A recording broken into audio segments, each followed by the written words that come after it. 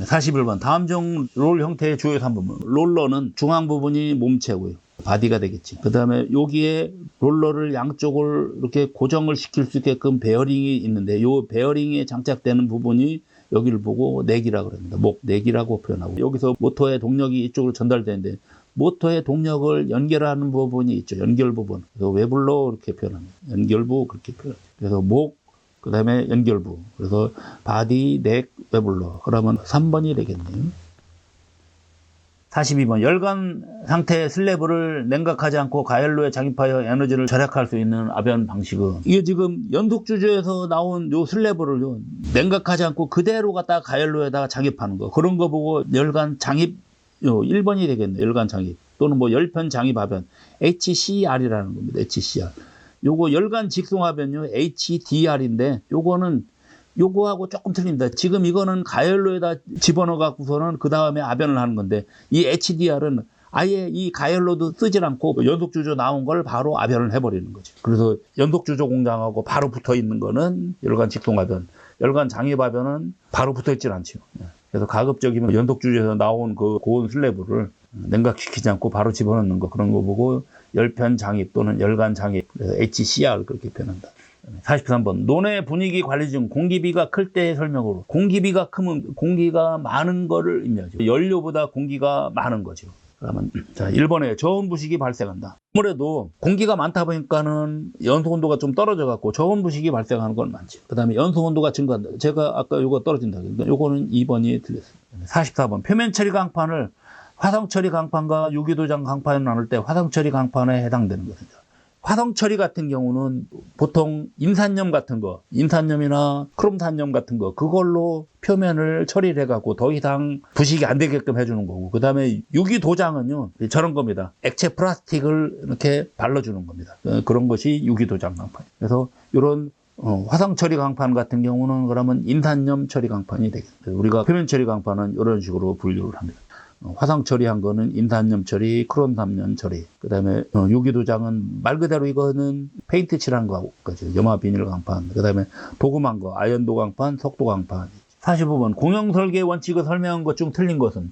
요거는 우리 앞에서 한번 비슷한 게 있었었지요. 네. 그래서 공영 각부의 감면주는 균등하게 한다. 맞고요. 그래서 앞에 아마 39번에 있었는데 비슷합니다. 근데 약간은 조금 내용이 틀리죠. 그래서 보면은 아까 이거 2번이 틀린 거죠. 이것도 역시. 그래서 직접압파를 피하는 것이 아니라 직접압파를 해야 된다. 아까 39번은 옳은 것을 고르는 거고, 요거는 지금 틀린 거를 고르는 거네요. 네. 45번은 틀린 거를 고르는 거네요. 2번이 틀린 거 맞습니다. 그 다음에 46번. 사이드 트리밍에 대한 설명 중 틀린 것은, 사이드 트리밍 같은 경우는요, 판자가 이렇게 지나갈 때 양옆을 이렇게 쭉 연속적으로 잘라주는 게 사이드 트리밍이다. 첫 번째, 전 단면과 파단면, 전체 단면하고 요 잘라진 파단면이 1대2가 가장 이상적이다. 요거는 맞습니다. 46번 같은 경우는 좀 중요한 것이 오버랩하고 이런 클리어런스라는 게, 칼날이 있는데, 우리가 칼날은 그 가위 생각합니다. 가위처럼 이렇게 칼날이 두 개가 있으면은 이거가 이렇게 겹쳐지는 만큼을, 겹쳐지는 양이 오버랩이고, 그 다음에 여기 칼날 이쪽 끝하고 이쪽 끝하고 사이, 요 사이 것이 클리어런스입니다. 그래서 만약 판 두께가 커진다 그러면 잘라야 할 두께가 커지면 어떻게 됩니까? 클리어런스는 더 위로 올려야 되는 거죠. 이걸 더 위로 올려야 되니까 어떻게 됩니까? 원래보다 위로 올라갔으니까는 여기와 요 사이 간격이 더 멀어졌죠. 이거를 크게 해야 된다는 거예요. 그래서 3번이 틀린 겁니다. 47번. 조화변기에 설치된 AWC. AC 하면 자동 조절 장치를 말하는 거거든요. 이때 W 같은 경우는 폭이 되겠습니다. 그래서 무슨 GC도 있거든요. AGC는 요거는 두께 제거한 거고, 그 다음에 W이기 때문에 폭이기 때문에 요 2번이 되겠죠. 2번. 각종 AC 형태가 있습니다. AC가 오토매틱이고 C는 컨트롤. 그래서 자동 제어 장치인데 어떤 걸 제어할 거냐가 중간에 들어가는 거죠. 그래서 W 같으면 폭, 뭐 G 같은 경우는 게이지. 48번. 열간하변 시 발생하는 슬래브 캠버의 발생 원인이 아닌 것은. 캠버는요, 이렇게 아변에서 판재가 이렇게 나갈 때, 이 판재가 좌우로 휘는 겁니다. 상하로 휘는 것이 아니라, 위아래로 이렇게 휘는 것이 아니라 좌우로 휘는 걸 보고 캠버라고 표현해요. 그러면 좌우로 휜다는 얘기는 예를 들어서 이런 식이 된 거지. 이럴 때. 자, 여기에 롤러가 만약 이렇게 평행해야 되는데 한쪽으로 이렇게 기울었습니다. 그러면 한쪽으로 기울었으면 지금 오른쪽은 많이 눌리고 왼쪽은 덜 눌리죠. 그러면 많이 눌린 거에 반대쪽으로 휩니다. 그러면 소재가 이런 식으로 왼쪽으로 휩니다. 왼쪽으로 이렇게 휘게 돼 있어요. 또는 이쪽 슬래브 자체에 들어올 때 온도 차가 다를 때, 그럴 때는. 자, 그러면은 1번. 상하 아변의 힘이 다를 때? 이거는 관련이 없죠. 상하 아변의 힘이 다를 때는 위아래로 휩니다. 위아래로. 위아래로 휘는 거기 때문에 이거는 아니에요. 처음에 들어오는 소재 자체가 두께가 문제가 있다. 또는 롤의 폭방의 간격이 다르다. 또는 온도가 좀 다를 때. 그럴 때 이렇게 좌우로 휘는 걸 보고 캠버라고 한다. 49번. 아변기를 통과하는 제품을 냉각상에서 이송하기 위한 설비 형식이 아닌 것은. 우리가 그래서 아변이 끝나고 나면 냉각을 하는데 이때 이송 설비를 슬립 방식, 그냥 미끄러져 나가는 형식이고요. 체인 형식은 체인 형태를 끌고 거. 스킨 방식이 없네요. 이렇게 세 가지 방식을 다 있네요. 이렇게 워킹 방식도 사용한다 그럽니다. 냉각상에서도. 50번. 재료가 롤에 쉽게 물려 들어가기 위한 조건 중 틀린 것은 재료가 롤에 물려 들어간다. 롤러 있을 때 이렇게 물려 들어가는 걸 말하는 거죠. 그래서 롤 지름을 크게 한다. 맞죠?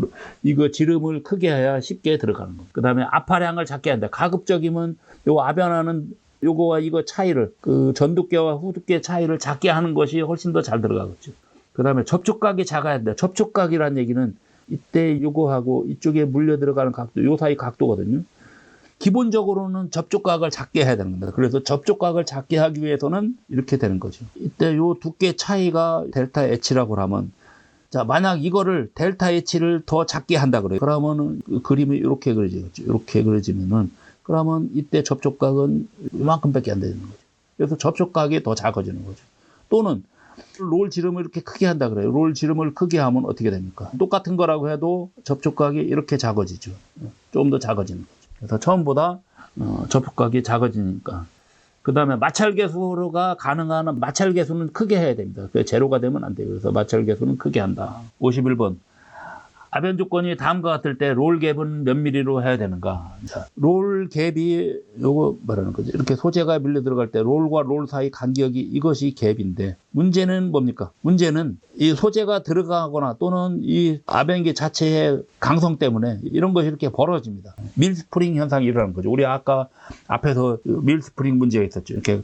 그래서 실제 맞춰놓은 갭보다 더 벌어지는 겁니다. 그래서 나오는 두께가 예를 들어서 실제 이 롤 갭을 10mm로 맞췄다고 그래요. 그러면 두께도 10mm가 되는데 10mm가 아니라 2mm로 이렇게 두께가 두꺼워지거든요. 그때 그러면 실제 맞힌 거하고 나온 거 두께 차이가 바로 그 밀 스프링에 의한 차이다.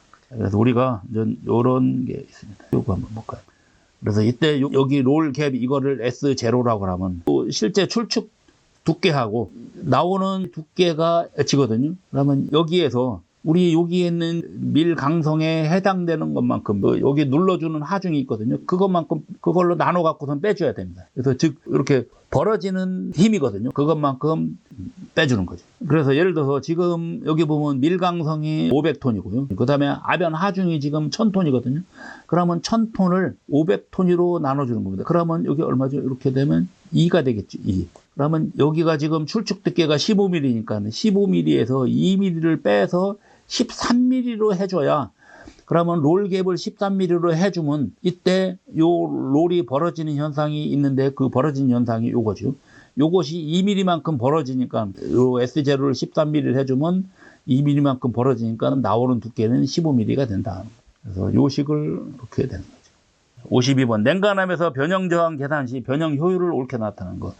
변형 효율은 변형 강도를 저항으로 나누면 됩니다. 그러면은 2번이 되겠네요. 3번. 열간 스카핑의 특징으로 틀린 것은, 스카핑이라는 얘기는요, 아변 소재가 이렇게 들어왔습니다. 그래서 슬래브가 들어왔는데 슬래브 표면이 좀 거칠고 다른 이물질 같은 것도 잔뜩 있거든요. 그거를 표면을 깨끗하게 싹 밀어내는 방법이 스카핑인데, 이거 스카핑은 열간 스카핑이 있고, 그 다음에 냉간 스카핑이 있고요. 그 다음에 핸드 스카핑이 있습니다. 손 스카핑이라고. 핸드 스카핑 같은 경우는 그냥 기계로 밀어내는 거고, 열간 스카핑 같은 경우는 요 슬래브가 적열 상태일 때, 즉 열을 많이 갖고 있을 때, 뜨거운 상태에서 표면부에다가 용삭을 하는 겁니다. 용삭. 표면부만 살짝 녹여갖고서는 갈아내는 것이 열간 스카핑이고, 냉간 스카핑은 소재가 식은 다음에 그 다음에 표면을 농삭을 하는 거거든요. 그러면 열간이 훨씬 더 쉽죠, 냉간보다는. 왜냐하면 소재 자체가 온도가 있기 때문에. 그래서 이거 열간 스카핑이 훨씬 더 효율도 좋고 잘 된다는 거죠. 그러면 특징을 틀린 거예요. 균일한 스카핑이 가능하다. 요건 맞습니다. 그 다음에 손질 깊이, 요것도 잘 돼요. 그 다음에 냉간 스카핑에서 산소 소비량이 적지요. 왜 그러냐면 이 자체가 어떻게 됩니까? 열이 이미 빨갛게 달궈져 있기 때문에.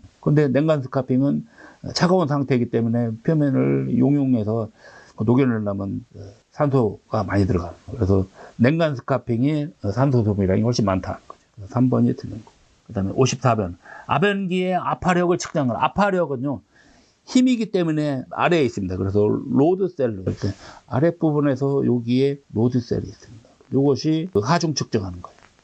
그 다음에 55번. 간접 광관용 재료로 사용되는 반제품으로 띠 모양으로 양단이 용접이 편리하도록 85에서 88도로 경사지게 만듭니다. 우리가 이렇게 띠 모양으로 된 것이 후프가 있고 스캘프가 있는데, 용접을 이렇게 편리하도록 끝부분을 경사지게 만들어 놓은 거, 요건 이제 스캘프가 해야 된다겠습니다. 그 다음에 56번. 컨베이어 벨트나 설비의 위험을 방지하기 위한 방호 조치의 설명을 드린 것은 회전체 롤 주변에는 울이나 방호막을 설치한다. 일단 요거는 맞죠. 그래서 방호막을 설치를 해서 위험을 최소로 해야 되는 거고요. 그 다음에 2번. 컨베이어 벨트 이음할 때는 돌출 고정을 사용한다? 돌출이 되면 안 되죠. 이런 거는 돌출이 안 되게끔 해야 되는 거죠.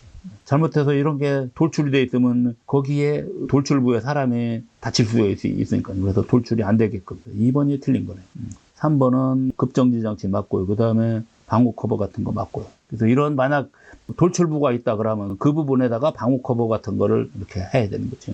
57. 다음 중 재료를 냉간가공했을 때 나타나는 현상으로 오른 것은 연신율과 연성이 증가한다.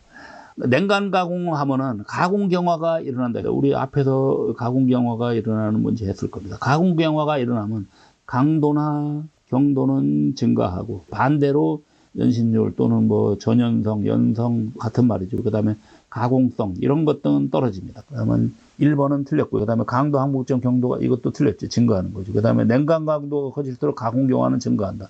냉간 가공할수록 가공 경화가 점점 커지는 거죠. 그러니까 3번이 맞죠. 그 다음에 여기에 전기 전도율 같은 거 이런 것도 가공 경화를 하면은 아무래도 그 조직이 불안정해 갖고서는 변형장이 커져서 강도가 커지는 거기 때문에, 그래서 그 조직이 불균일해지니까는 전도율 같은 건 좀 떨어집니다. 그러니까 이것도 틀렸어요. 58번. 안전점검의 가장 큰 목적은, 안전점검은 위험하고 있으니까 3번이 되겠죠. 59번. 아변시 롤 및 강판의 아변유의 균일한 플레이트 아웃을 위한 에멀션 특성으로 틀린 것은, 아변유를 균일하게 발라줘야 되는데 이때 농도나 점도 같은 거, 그런 거하고도 관련이 있습니다. 지금 1번은 틀렸습니다. 만약 예를 들어서 농도가 너무 낮으면요, 기름이 부착된 것이 그냥 쉽게 흘러들어가고 효과를 발휘를 못해요. 그래서 1번은 틀렸습니다. 관계가 있다는 얘기죠. 마지막 60번. 노상이 가동부와 고정부로 되어 있고 이동 노상의 유압 전동에서 재료 사이에서 이미 간격을 두고 반동시킬 수 있는 연속 가열로는, 자, 연속식 가열로가 푸셔식이 있고 워킹빔식이 있고 회전 노상식, 롤식이 있는데요. 자, 롤식 같은 경우는, 롤식은 이렇게 되는 겁니다. 가열로 자체에 여기에 밑에 롤러가 달려 있는 겁니다. 그래서 소재가 들어오면 이 롤러가 회전해서 이렇게 소재를 이송하는 것이고, 회전 노상식은요, 이쪽으로 이렇게 장입하면 이것이 이렇게 돌아갑니다. 쭉 돌아가고 이쪽서 이렇게 빼내요. 그러면 이렇게 요거를 장입할 수 있는 데가 여러 군데가 이렇게 쭉 있는 거죠. 우리 저거 생각하면 됩니다. 그 붕어빵이나 호두과자 같은 거 이쪽서 집어넣고 꺼내는 거는 다른 쪽에서 꺼내는 거죠. 이런 것이 회전 노상식이고, 그 다음에 비슷한 것이 요 푸셔식과 워킹빔식인데요. 설비 형태는 비슷한데 이렇게 됩니다. 밑에 이런 받쳐주는 스키드가 있습니다. 이 스키드 위에다가 소재를 이렇게 얹어 놓는 거예요. 푸셔식 같은 경우는 그 다음 소재가 여기서 들어가면 어떻게 됩니까? 그러면 그 다음 소재를 밀어 넣으면 이것이 점점 밀림에 의해서 맨 앞에 것이 점점 이쪽으로 이동하는 거죠. 그래서 이런 거 보고 푸셔, 밀어 넣는다 해서 푸셔식이고, 워킹빔식은 밀어 넣을 필요 없이 이 받쳐주는 스킷이 두 개가 있습니다. 일반 푸셔식은 하나인데 워킹빔식은 두 개가 있어갖고, 하나는 그냥 고정되어 있는 거고 하나는 상승, 전진, 하강, 후퇴 이런 식으로 이동하는 게 있습니다. 그래서 여기에 지금 고정 스킷은 일반 고정되어 있는 거고 요 가동 스킷이 이것이 이런 이동을 하는 겁니다. 그래서 상승을 하면 여기에 있는 그 소재에 있는 슬래브를 들어서 그 다음 칸으로 옮겨놓는 것이 전진, 옮겨서 내려놓아야 되죠. 그래서 여기에 있는 고정 스킷에다 탁 내려놓는 것이 하강, 그 다음에 스킷은 다시 원위치로 돌아가야 되는 거죠. 그래서 원위치 돌아가는 것이 후퇴. 그래서 이 상승, 전진, 하강, 후퇴. 우리가 물체를 들어서 그 다음에다가 이동하고 그 다음에 가서 거기서 내려놓고 그 다음에 나는 다시 돌아오는 거죠. 그래서 상승, 전진, 하강, 후퇴다.